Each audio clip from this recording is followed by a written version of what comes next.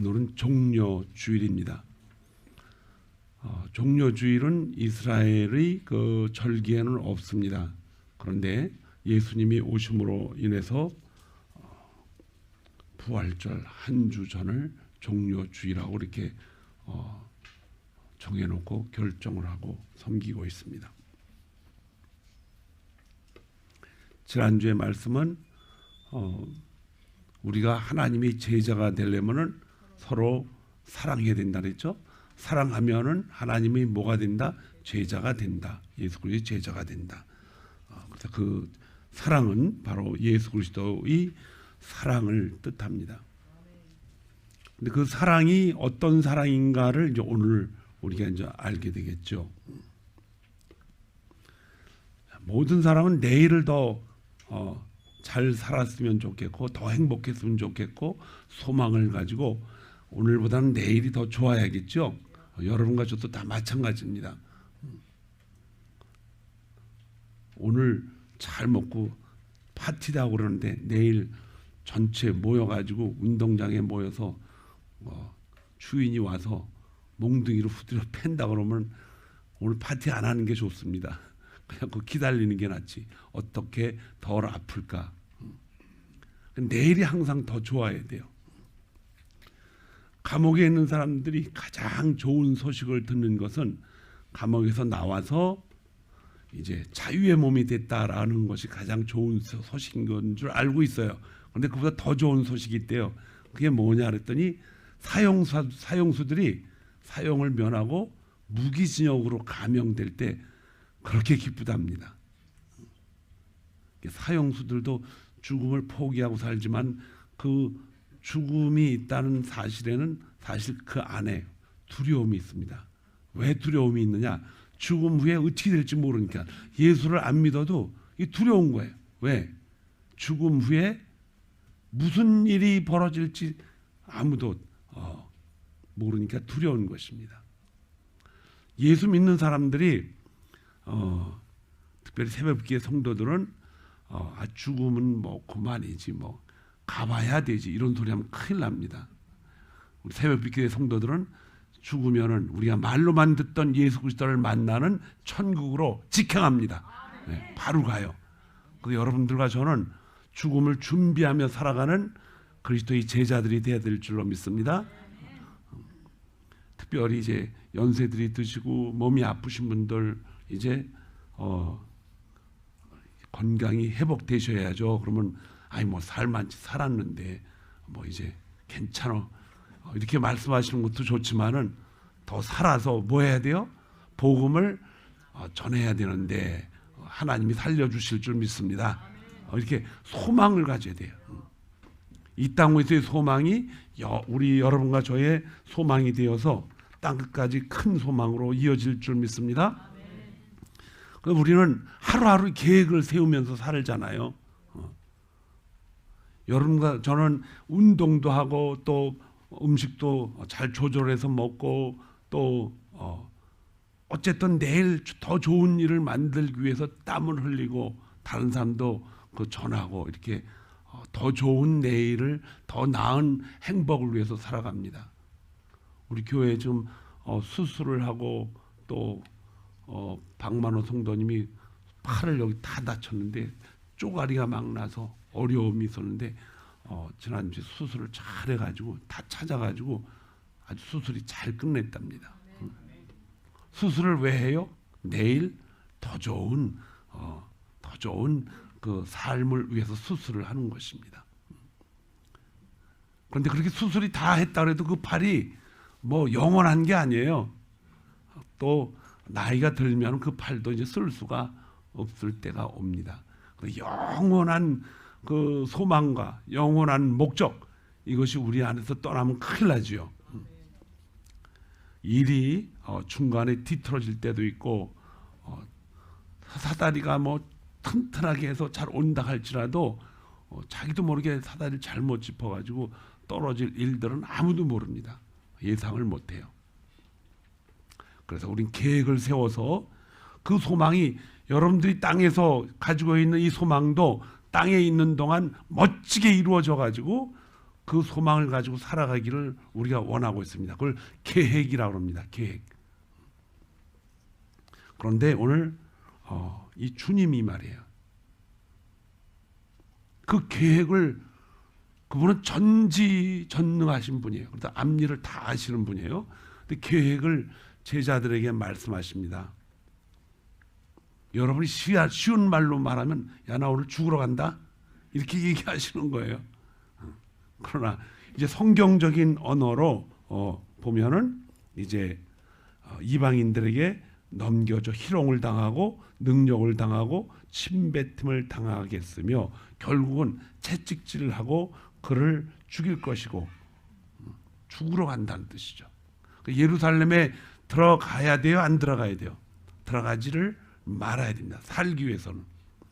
되도록 예루살렘에서 멀리 떨어져 있는 게 좋아요. 그때는. 근데 예수님은 12제자를 데리고 그쪽으로 들어가십니다. 들어가시면서 선지자들을 통해서 기록된 하나님의 계시가, 하나님의 예언이 그대로 일어나야 된다라고 말씀하셔요. 그러니까 주님은 죽으려고 그곳에 가신 거예요. 죽으려고. 그리고 3일 만에 살아나리라 하는데 제자들이 이것을 하나도 깨닫지 못하였으니 그 말씀이 뭐 했기 때문에? 감추어졌기 때문에. 그러니까 말을 해도 못 알아듣는 거예요. 멱살을 잡고 좀 알아들으라고 좀 얘기를 해도 못 알아들어요. 정말 못 알아들어.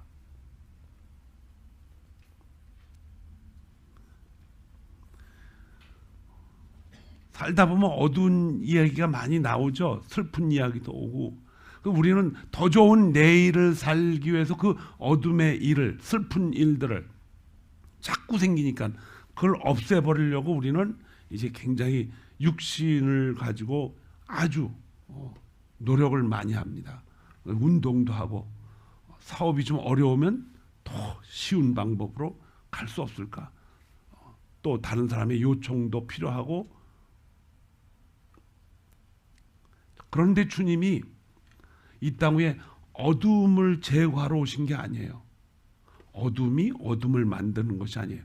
그 어둠을 만들어내는 본체가 있다는 거예요. 그게 뭐예요? 사탄, 마귀, 어둠의 세력들이 있다는 것입니다. 에베소 6장 2절은 우리의 씨름은 우리의 혈과 육에 대한 것이 아니요 정사와 권세와 어둠의 세상 주관자들이라 그래요. 주관자들. 하늘에 있는 악의 영들에게 대함이라. 우리가 싸움을 하고 있는데 그 어둠의 세력들과 싸움을 하는 것이 아니고 어둠을 만들어내는 어떤 주관자들이 있다는 것입니다. 주님은 그 주관자들을 없애버리려고, 주관자들의 권력을 잘라버리려고. 그래서 예루살렘에 입성하는 것입니다. 예루살렘에 입성하시면서 그분은 자신이 어떤 일을 당할 것이며 결국에는 자신을 때리고 죽을 것을 알고 있습니다. 그러나 3일 후에는 다시 살아나리라. 죽음에 대해서 제자들이 이해도 못했지만은 부활에 대해서는요 더더욱 이해를 못합니다. 제자들은 옆에서 3년 반 동안 예수님을 따라다녔어요. 그런데 참으로 그들의 관심은 뭐예요? 죽고 부활하는 것이 아니에요. 예수님이 다윗의 후손으로 와셔서 이 땅을 이제 통제하고 힘으로, 그 전능하신 힘으로 예루살렘을 다시 회복시킬 것이다. 그때 12제자는 제가 보니까 예수님이 많이 그렇게 하셨으면요 12제자가 있어야 될 국무총리서부터 국방부 장관, 세무장관, 또 뭐 교통부 장관 또 다 만들어놨을 거 아니에요. 여러분은 뭐가 되고 싶어요? 아마 세무부 장관이 제일 좋지 않을까 생각이 들어.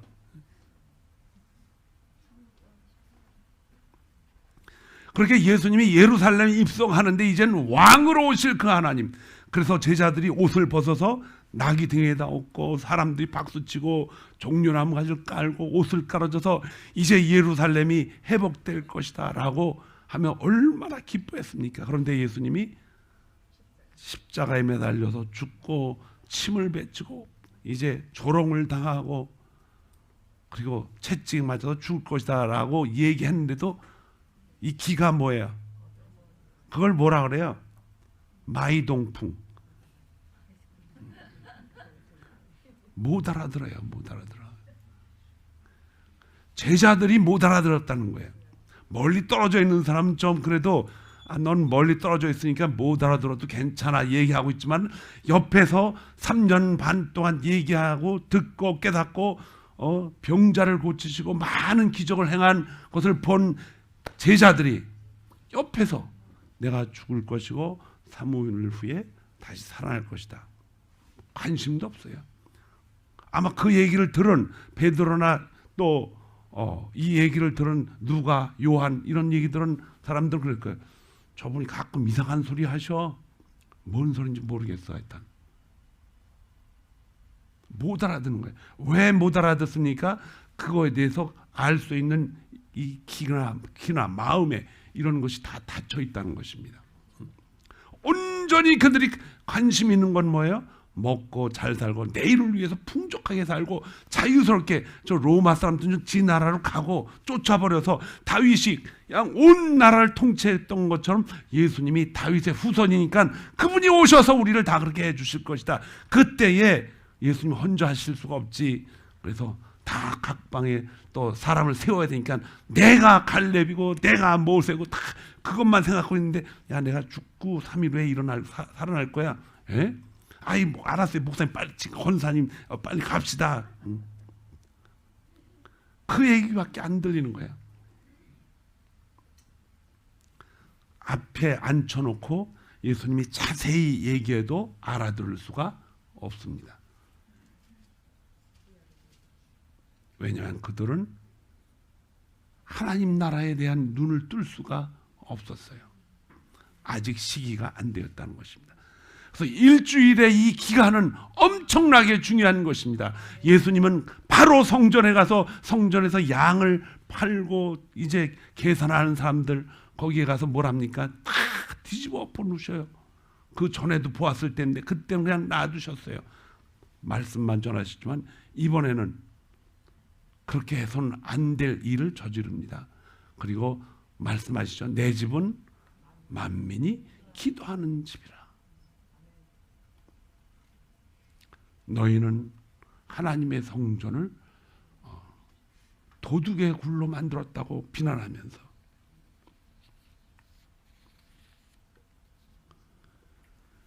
인간에게 죽음과 두려움을 만들어서 공급하는 엄청난 세력이 있다는 것입니다. 그래서 그것을 인간에게 이슈화시키는 거예요. 자꾸 네 의지로 하면 돼. 자신의 의지로 판단하게 만들고 자신의 의지로 생각하게 만들고 자신이 하고 싶은 대로 해서 자기가 뭘 이루었다고 자기가 성실하게 내 의지로 하고 또 해서 내가 하면 다 되는 거야 라고 해서 쾌감을 느끼게 만드는 것이 어둠의 세력의 아주 그걸 흔드는 사탄 마귀의 특징이라는 것입니다. 하나님은 아니고 우리 자신으로 이렇게 만들어가는 것입니다. 그래서 여러분과 제가 뭘 하려고 그래도요 일이 잘 안 될 때가 있어요. 뭘 계획을 해도 작심 3일에 아주 그냥 지긋지긋하게 이게 안 끊어져요. 그냥 담배 끊는 사람 보세요. 얼마나 이게 못 끊습니까?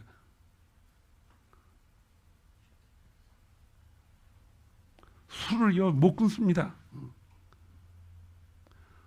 그걸 만들어서 자기 안에서 어떤 육체의 기쁨을 누리게 하는 본체가 있다는 것입니다. 그래서 하나님은 피고 싶으면 피고 먹고 싶으면 먹고 저 파티 가서 또 여기 그 갬블장에 가서 하고 싶으면 해. 그 우리 의지가 아니에요. 그게 우리가 쌓여서 그쪽으로 삶이 완전히 뭐했다? 기울어져서 살아가는 거예요. 그러나 사탄은 그것을 의지로 둔갑을 시켜서 네 의지로 하고 안 하면 되고, 네가 교회 나가고 싶으면 나가고 교회 안 나가고 싶으면 네 의지야.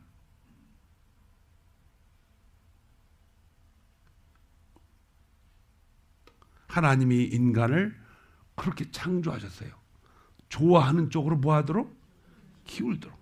하나님은 우리가 죄를 지어도 짓는 순간도 그냥 놔두고, 죄를 지은 다음에 회개할 수 있는 기회를 주셨는데도 그냥 놔두시고, 다만 우리의 뿌리의 원죄를 다 씻어서 없애버린 겁니다. 그래서 하나님이 이제는 우리 안에 찾아오셔서 자꾸 하나님 말씀을 생각하고 또 깨닫고 느끼게 해서 그쪽으로, 그게 좋아가지고 그쪽으로 가게 만드시는 거예요. 이게 예수 믿는 증거입니다. 그래서 우리가 예수를 믿는 것은 하나님의 어떤 놀라운 이 동기나 어떤 놀라운, 우리가 이해하지 못하는, 우리 마음에 이해할 수 있게 만드시는 하나님의 터치가 있어야 된다는 거예요. 터치. 그래서 우리 마음에 놀라운 감격이 생기기 시작합니다. 예수 그리스도를 믿는다는 건요, 적어도 우리를 창조한 그분이, 우리가 그분을 바라보고 그분의 하시는 일을 이해하고 깨달을 수 있는 문을 하나님이 열어놓으실 때 가능하다는 거예요. 여러분 가지가 가지고 있는 놀라운 삶의 목적을 가지고 나는 하나님의 영광을 위해서 산다 할지라도요, 그게 하나님이 열어주시지 않으면 결코 가질 수가 없다는 거예요. 왜냐? 우리는 애초부터 죄를 짓고 난 다음에는 육신의 생각으로만 살아가게 돼 있기 때문에 제자들도 예수님을 바짝 쫓아가도 모릅니다. 근데 그 일을 지금 하시려고 예루살렘에 입성하신 거예요. 여러분들이 어제 일을 기억하죠? 어제 여러분들이 다 다닐 때 다 다니고 기억하고 있어요. 그 전날도 그렇게 하고 또 1년 전에도 그렇게 하고, 그걸 2000년 전으로 기억하면요, 2000년 전 그 예루살렘에서 이 일이 진행이 됐다는 거예요.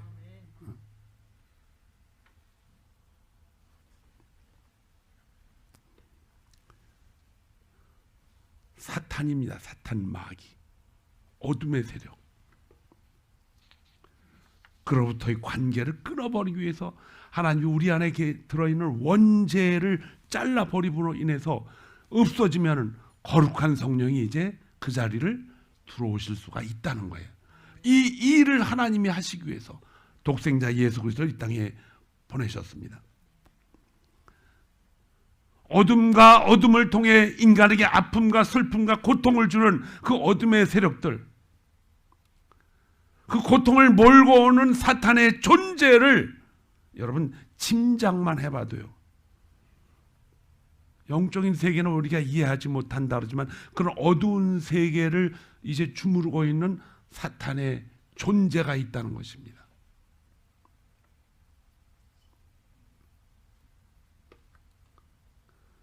여러분과 저는 얼마나 미국 와서, 우리 미국 온 사람들은요, 뭐 한국에 뭐 IQ 뭐 150, 160, 180, 200이 넘는데 미국에 오신 분은 다 120 넘어요 지금.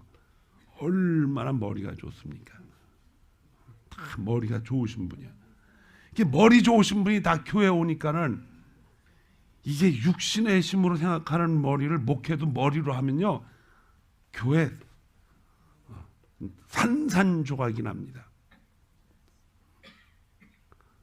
목회자들이 그런 육신적인 머리가 좋지 않아요. 근데 저는 좋은 것 같아. 질고를 많이 겪어가지고. 그런데 하나님의 그 놀라운 그 은혜를 깨달은 후에는 이게 다 의미가 없다는 거예요. 얼마나 우리 힘으로 이게 버리고 싶은 게 버려지지 않습니까, 여러분? 끈질기게 따라다니잖아요. 끈질기게. 55마일로 달려가려면 한 65마일 봐줘서 65마일로 달리면 좋잖아요. 거기서 티켓을 몇 번 뛰었어요. 며칠 지나면 또 70마일, 80마일로 끈질기게 다녀. 그 참 희한하네 참. 근데 한국에서는요, 그 어떤 사람이 그러는데 그렇게 말을 안 들으니까 그 녹음기에다가 20말 이상 넘으면 큰일 나거든요. 넘으면 이게 욕이 막 나온대요. 너 이놈의 새끼 돈 많이 벌어놨냐고. 이렇게 조작을 해놓은 거겠죠. 하나님의 백성들이 독생자 예수 그리스도를 죽이려고 계획을 합니다. 이스라엘 백성들은 하나님의 백성들이라고 그래요. 아브라함을 통해서 그들이 태어났기 때문에. 근데 하나님은 그들 손에 넘겨주십니다. 이방 손에서 실질적으로 이방인에 의해서 죽지만은 사실은 이스라엘 백성들이 먼저 뭐해요? 결정을 해요. 양을 누가 죽였어요? 세상 사람들이 죽인 게 아니에요. 누가 죽였어요? 이스라엘 백성들이 죽였어요. 양 자기 죄를 어떻게 하려고 다 거기다가 뒤집어 씌우고 나는 자유야. 근데 그 양이 양고기를 먹고 천타를 먹고 두 번째 먹으면서 그 양이 예수 그리스도인 줄은 전혀 몰랐어요.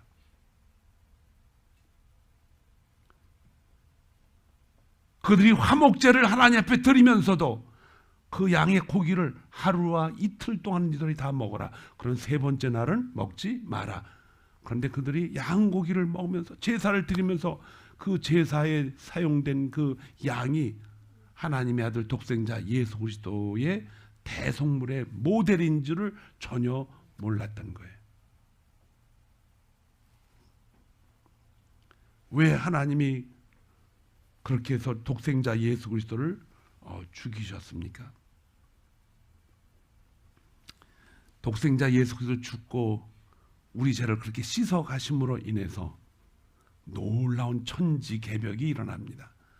여러분과 저를 다시는 아담과 하와처럼 유혹에 빠지지 않으려고 말라고, 유혹에 빠진다 할지라도 하나님이 결코 빼앗기지 않으려고 우리 안에 누구를 보내시려고? 성령 하나님을 보내시려고 그렇게 하신 거예요. 그래서 요한복음 16장에서는 내가 가야, 너희를 떠나야 너희에게 뭐하다? 유익하다. 이게 내가 가야만 가서 누구를 보낸다? 보혜사 성령을 이리로 보낼 것이다.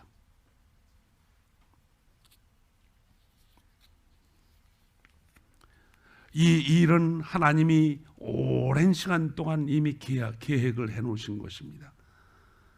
창세기 보면은 창세기 3장에 아담과 하와가 죄를 지었을 때 하나님은 이제 거기서 아담과 하와를 땅밖 에덴 동산 바깥으로 내보내시면서 사탄 마귀를 저주하시며 그렇게 말씀하시죠.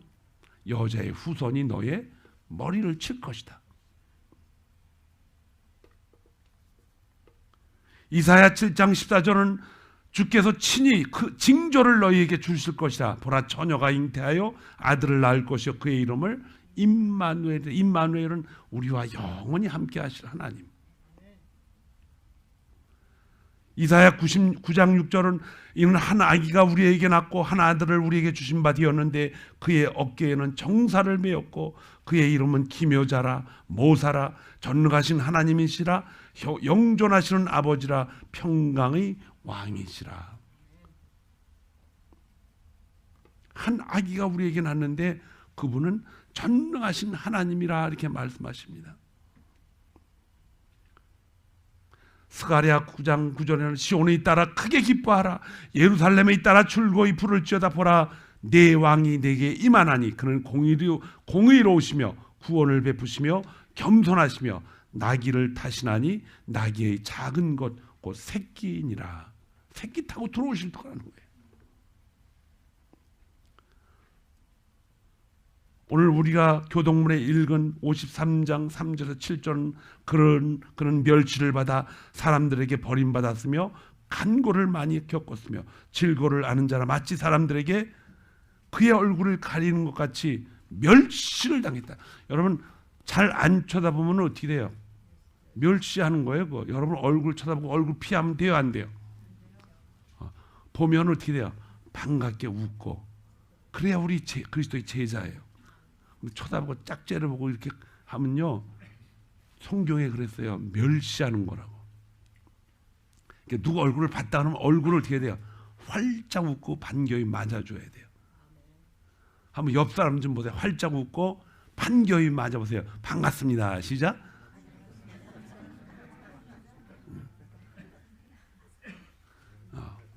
오늘부터는 얼굴을 보면은 반가이 웃고 멸시하면 큰일 나요. 세상 사람들은 양을, 예수 그리스도를 향해서 양으로 표현해서 멸시를 했다. 쳐다보지도 않다 이거예요.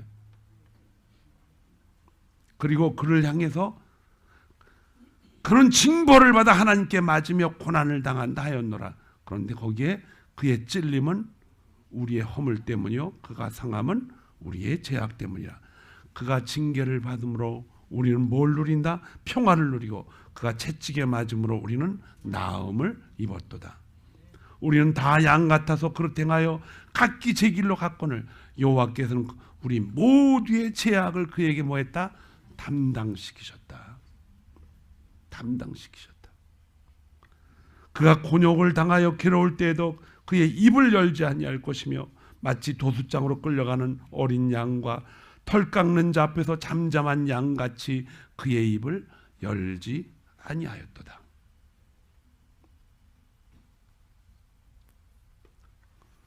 왜 그가 내가 무슨 죄인도 아닌데 왜 나하고 엮여? 나는 그 사람하고 엮이지 말라고. 그렇게 얘기할 수 있어요. 그렇죠? 나는 죄인이 아니기 때문에 그 예수님이라는 사람과 엮여 놓지 말라 이거예요. 근데 그 사람은 아마 화성에서 온 사람 같아. 자기가 스스로 태어났나 보지? 모든 사람은 아담과 하와로부터 흘러나왔습니다. 하나님이 이 땅을 지으시되 사람과 사람을 만들어서 한 영혼 아담과 하와를 만들고 그들을 통해서 모든 조상, 우리의 조상들이 다 퍼져나갔어요. 함의 족들을 통해서, 셈의 족들, 셋의 족들을 통해서 아시아로, 지구로, 아프리카로 다 퍼져나갔어요. 근데 나는 그 사람은 엮여놓지 말라고요? 연결시켜 놓지 말라고? 그 사람이 화성에서 왔으면 그렇게 할 수 있어요.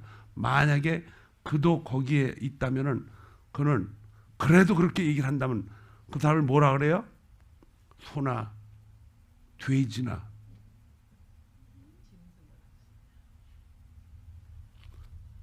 영혼이 없는 사람처럼 그렇게 생각이 들 거예요.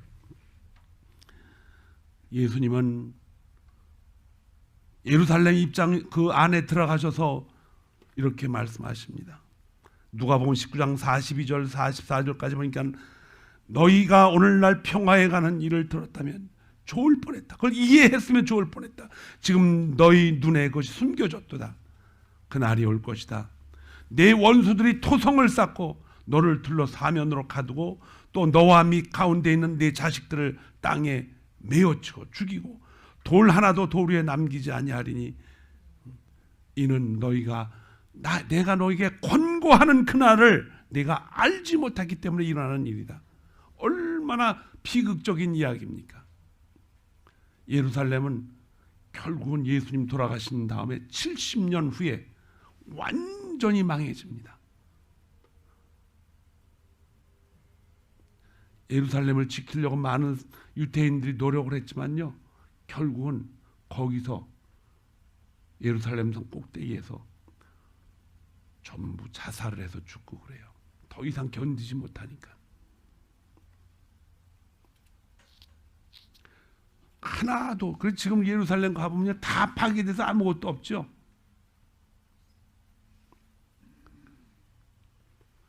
(3일) 후에 내가 성을 다시 지으리라 한 것은 예루살렘 성이 이제 그들이 하나님을 이 성전 안에다 가두고 그렇게 하려고 했지만 거기는 하나님의 하나의 표지이지 하나님은 거기 계시지 않습니다. 하나님은 온 만민 중에 계시는데 성령이 들어오실 만한 하나님의 자녀들 안에 있어요. 그래서 우리 안에 계신다는 것입니다. 여러분이 예루살렘 성입니다. 여러분의 육체가 하나님이 구원시키신 하나님의 보좌인 줄 믿습니다. 그래서 너희는 먼저 그의 나라와 그의 의를 구하라 그랬어요. 우리 안에 그 보좌가 들어 계시기 때문에. 종려주일은 하나님이 계획하신 역사적인 사건입니다. 슬픔과 기쁨이 함께 있고 또한 아픔과 하나님이 주신 즐거움이 함께 있는 아주 이상한 날입니다. 이거를 신묘막측하다 그래요. 하나님만이 하실 수 있는 일들. 이해하긴 하는데 이해가 안 되고, 이해는 안 되지만 이해가 가는 아주 신묘막측한 일이에요. 제자들도 전혀 이해하지 못하는 일들. 예수 그리스도의 부활 후에 성령이 찾아오셔서 이 신묘막측한 일들이 제일 먼저 깨닫게 된 사람이 예수 그리스도의 12 제자입니다. 그들은 예수님이 부활하셨대 만났어요. 그런데 만났으면 뭐해요? 그래서 먹고 살아야지. 그게 다 어디로 갔어요? 다시 갈릴리로 고기 잡으러 또 갔어. 아니 예수님이 부활하셨다는데 갈릴리 고기 잡으러 가? 주님이 거기까지 찾아가셨어. 베드로 보고 고기를 가져오라니까 미안해서 그런지 154마리예요. 그 부활 주섬서 지고 앉아있어. 그거를 베드로에게 말하죠. 네가 날 사랑하느냐? 사랑합니다. 정말 날 사랑해? 그럼요. 내가 주님을 얼마나 사랑합니까? 너 정말 날 사랑하지? 그러니까 내가 주님 사랑하심을 주님이 아십니다. 그때 주님이 말씀하시죠. 반석 위에 뭘 세우라? 교회를 세우라는 거예요. 그래서 교회는 바로 성령이 찾아오셔서 이제 앞으로 일어날 여러분과 저에게까지 다가오는 이 놀라운 성령의 역사가 이제 세상에 펼쳐나가는 거예요. 펼쳐나가는 거예요.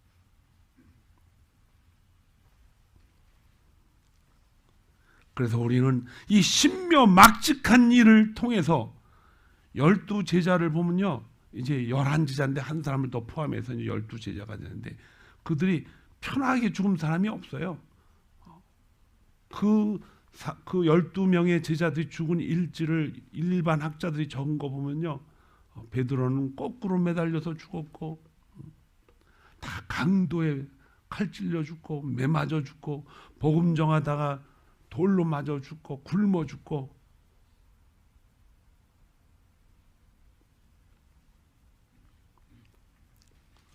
그런 일을 당하면서도 그들은 그렇게 그 일을 했어요. 그 자기 생각으로 그렇게 할 수 있습니까? 못합니다. 이름도 없이 빛도 없이 그렇게 하다가 복음을 전하다가 간 거예요. 성령이 그들을 사용하셨습니다. 신약 성경을 가장 많이 기록해 놓은 바울은요. 감옥에서 죽으면서 기뻐하고 즐거워하라. 신묘막측한 일이에요. 하나님이 그의 영혼을 터치해가지고 이 땅 위에서의 삶이 우리의 목적이 아니고 아주 영원하고 끝도 없이 계속돼야 할 그곳에서 하나님과 같이 찬양하며 살게 만들려고 그들을 사용했습니다. 누구를 위해서? 우리를 위해서. 12제자와 120명의 성도와 500여 성도들이 사도 바울은 이 복음을 전하면서 이게 진짜다 이거야. 얼마나 안 믿으면 지금 이것을 본 성도들이 지금 태반이나 살아있다고 그랬어요. 지금 우리에게 이 얘기를 전해도 믿어요? 안 믿어요? 안 믿습니다. 그러나 여러분과 저는 믿어지는 걸 어떻게 해요? 믿어지는 거를. 새벽빛교회 성도들은 이제 제자들도 이해하지 못했던 일들, 그러나 그가 부활하시고 성령을 보내신 후에는 그들이 알고 있었던 예수 그리스도, 그들이 눈으로 보고 있었던 그분의 놀라운 능력, 그들이 이 땅을 창조한 그 하나님을 직접 보았기 때문에 그들의 삶이 우리처럼 그렇게 살아갈 수가 없죠. 복음 들고 하루 굶어도 좋고 이틀 굶어도 좋고 3일 굶어도 좋고 어째든지 자기하고 면접하고 만나는 사람들한테 뭘 전하기 위해서 그 복음을 전합니다. 예수 그리스도가 부활하셨다는 거예요. 성령이 우리에게 찾아오셨다는 거예요. 그 감격을 죽는 날까지 그들은 물불을 안 가리고 전합니다. 시간이 많이 흘렀죠. 그래서 여러분과 저에게까지도 이 복음이 우리에게 다가왔습니다. 이사야 41장 10절에 이 말씀이 있죠. 두려워 말라, 내가 너와 함께함이니라. 놀라지 말라, 난 내 하나님이 됨이니라. 내가 너를 굳세게 하리라.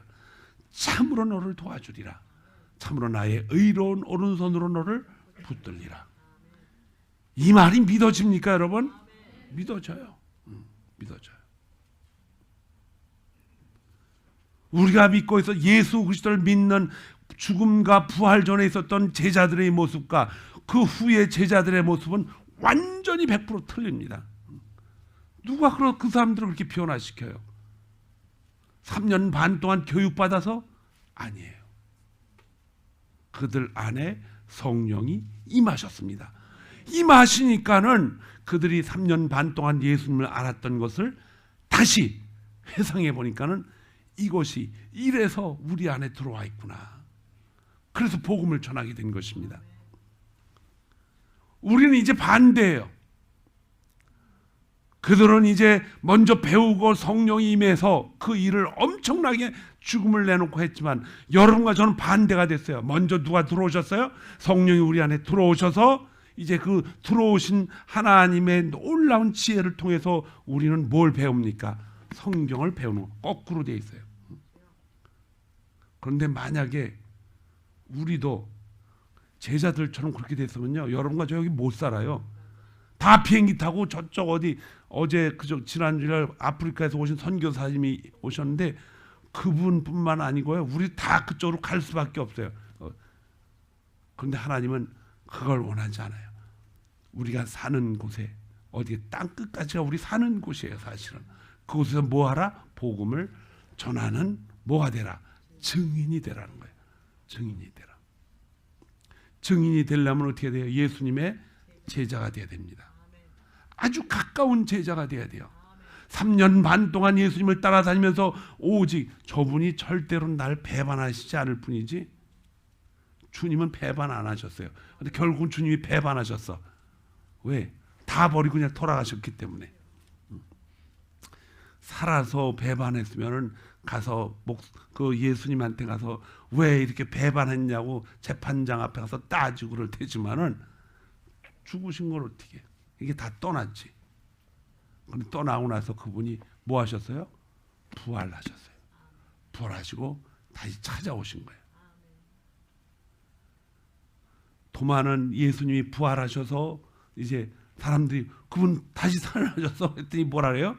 나는 내 눈으로 내 손으로 만져서 확인해 보지 않으면, 만져서 확인하겠다는 건 뭐예요? 그 못 박힌 자리를 자기가 이렇게 한번 해보겠다는 거예요. 근데 주님이 실제로 오니까는 그는 주님 앞에 무릎을 꿇습니다. 내가 주님을 믿습니다. 주님은 넌 날 본거로 믿느냐? 보지 않고 믿는 자가 더 축복됐다. 여러분과 저는 이제 하나님이 주신 놀라운 성령이 우리를 불러가지고 찾아오셨어요. 이제는 그 지혜로 뭘 하면 돼요? 하나님이 우리에게 어떻게 말씀하셨는가를 성경에서 배워가면 돼요. 배워가면은 제자들이 가졌던 놀라운 지혜를 우리에게도 주시는 줄 믿습니다. 얼마나 놀라운 축복입니까, 우리에게. 이 기회를 우리가 놓치면 되겠어요, 안 되겠어요? 안 되죠. 그러니까 교회 모인다 하면 모여야 돼요, 안 모여야 돼요? 왜 모여요? 예수님이 제자들을 어떻게 가르쳤나를 보게 되는 거예요.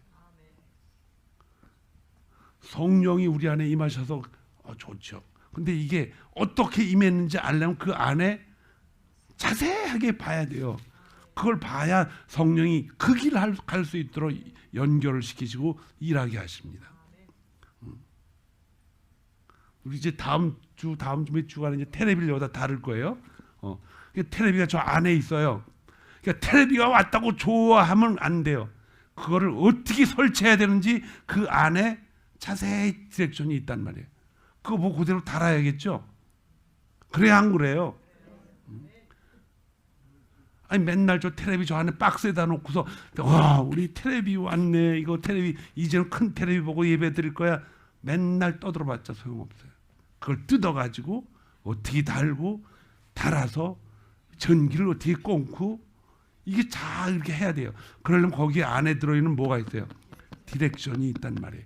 그 디렉션이 우리는 예수님의 제자가 됐어요, 안 됐어요? 다 예수님의 제자예요. 근데 제자 됐으니까 뭐 좋네. 좋긴 뭐가 좋아. 이 안에 제자들의 삶이 어떻게 살아가는지 그걸 알아야 되는 거예요.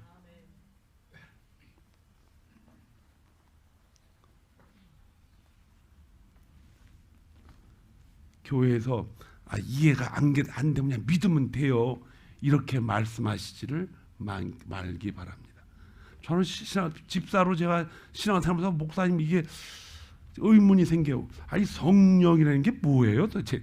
나도 이게 교회 나가서 우리 시골교회 다닐 때는요. 성령에 대해서 한 번도 얘기를 못 들었는데 서울로 이제 다니다 보니까 그 교회 다니다 보니까 어떤 교회에서 목사님이 성령을 받아야 된다. 그래서 도대체 성령이 뭐야? 그래서 우리 교회 담임 목사한테 물어봤더니 성령이 뭐예요? 그러니까 설명하기가 싫어서 그런지 그런 게 있어 그냥 믿어.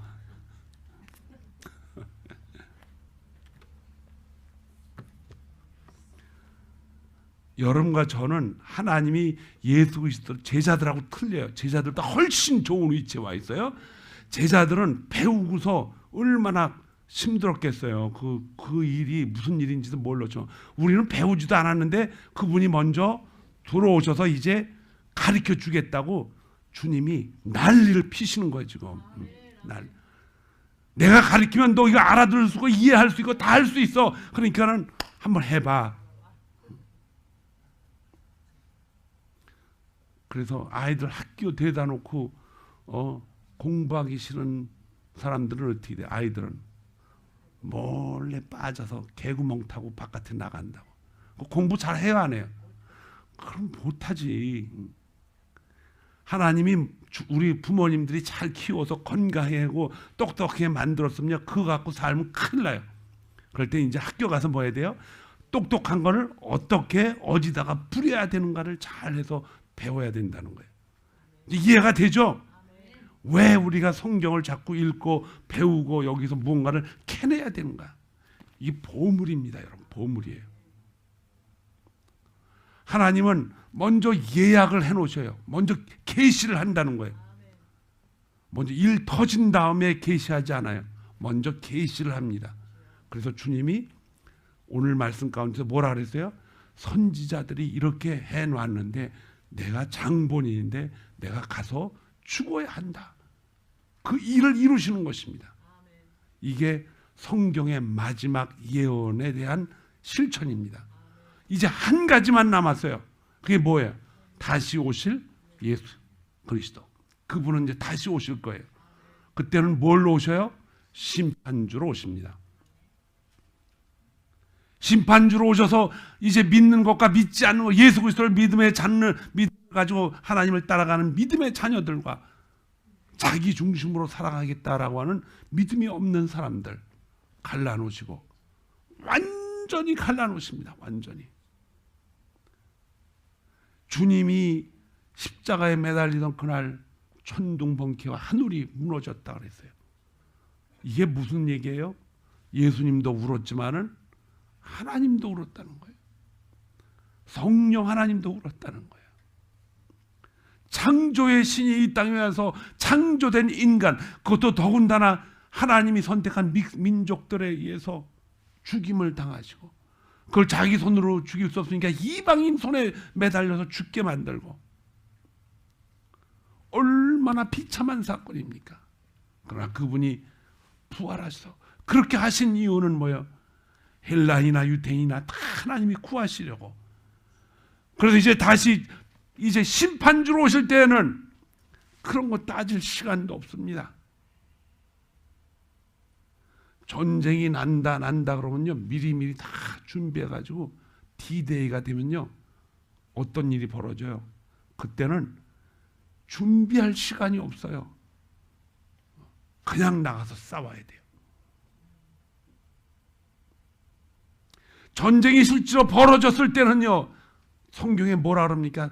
지붕 위에 있지 말고 밭에서 고랑을 매지 말고 뒤를 되돌아볼 시간도 없다는 거예요.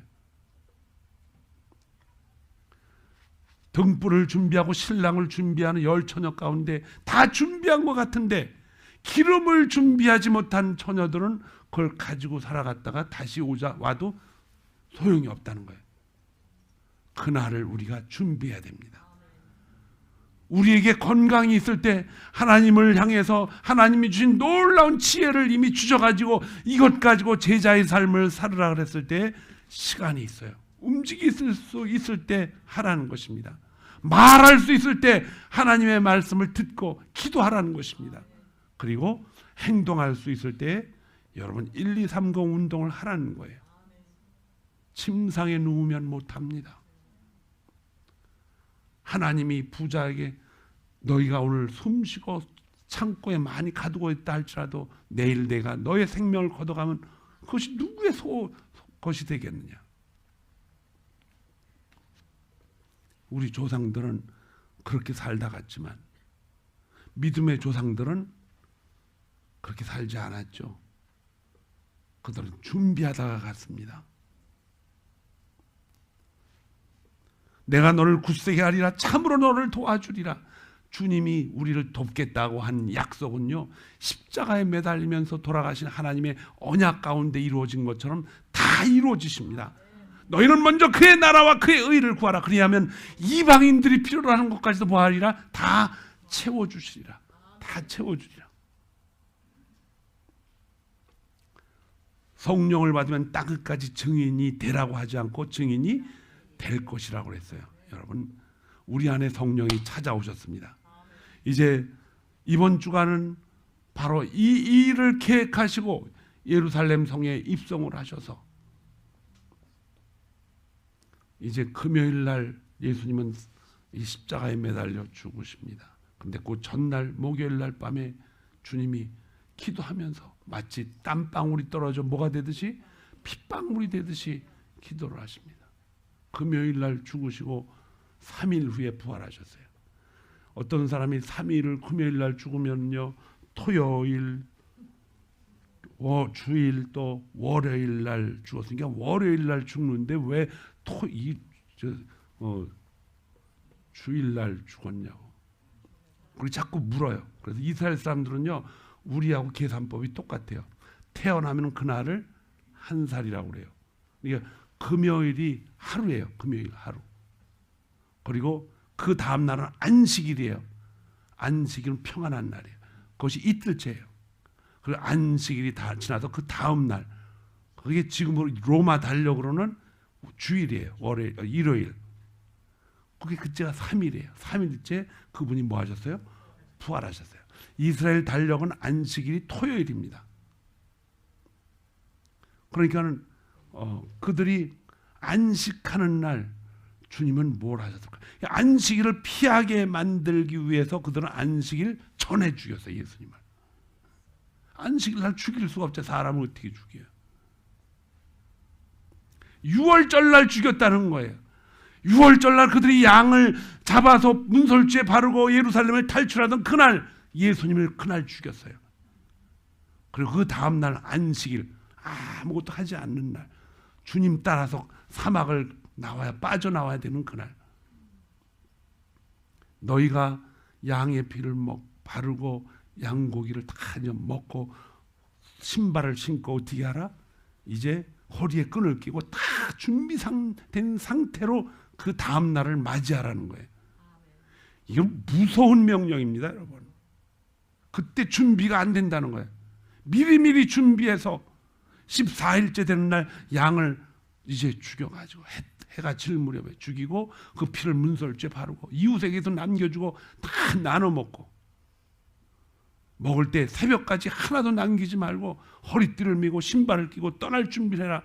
그때 가서 양 잡고 떠나고 소용이 없다는 거예요. 준비해야 된다는 것입니다.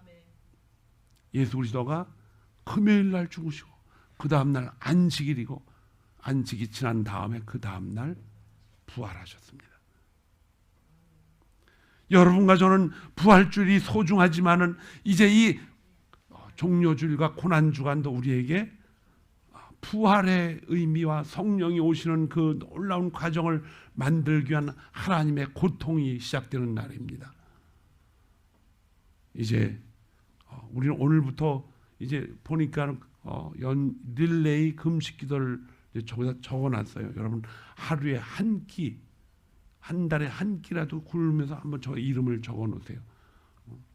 5월 6, 7, 8은 심령 대부흥회가 있습니다. 그때까지 누구나 30일, 40일 정도 되죠. 하루에 한 끼 아니면 한 달에 두 끼 자기가 하기 좋은 날 이름을 적어서 금식을 하시면, 금식하면서 하나님과의 관계를 아주 돈독하게 만들면서 그 가운데 우리 육신의 배고픔도 좀 느껴보면서, 육신만으로 사는 것이 아니고 하나님의 말씀으로도 살아가는 놀라운 축복이 있음을 확인하는 시간이 되기를 바랍니다. 오늘 말씀 가운데 신묘막측, 기이하고 이상하며 어미하다, 엄격하지만 이상한 일이다, 슬픔이 있는데 기쁘고 기쁨이 있는데 슬픈 일, 이 신묘막측한, 신만이 하나님만이 아실 수 있는 놀라운 일, 이 일이 종료주간 한 주간에 계획되고 실천이 됩니다. 여러분 모두에게 놀라운 것을 깨닫는 제자로서의 삶을 통해서 하나님과 모든 세상 사람들에게 저 사람은 그리스도를 닮아가는 그리스도의 제자임을 알려주는, 준비하는, 이제 4월달이죠. 4월달, 이 4월이 되기를 주님의 이름으로 축원합니다. 기도하겠습니다.